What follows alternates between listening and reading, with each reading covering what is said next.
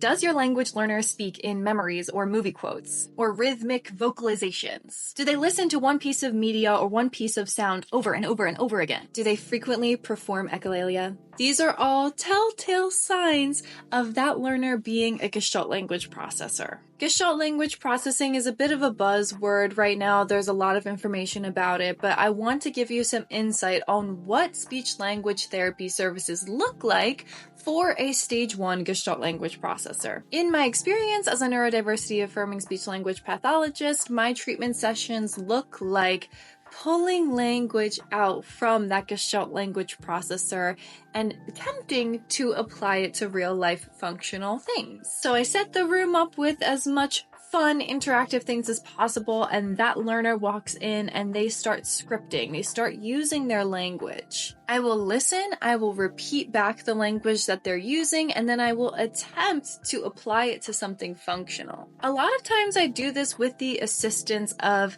AAC, whether that is recording their actual voice and applying it to a carrier phrase and image, or just simply using it as visual support.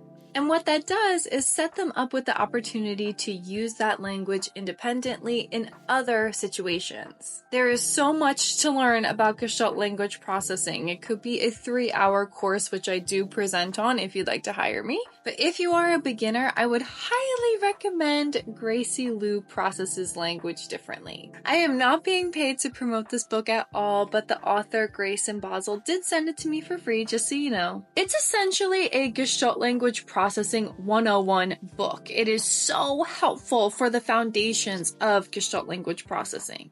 There's definitions, suggestions for direct implementation, and of course, all the resources where this information is sourced from in the back. So great job, Grayson. If you're interested in getting this book, it is in my bio under Gifts for Neurodivergent People in a Google Doc, or you can go right to Grayson's page and check the link in their bio. And if you'd like to learn more about neurodiversity affirming practices and the science behind them, you can follow me at Support the Spectrum on YouTube, TikTok, Facebook, and Instagram.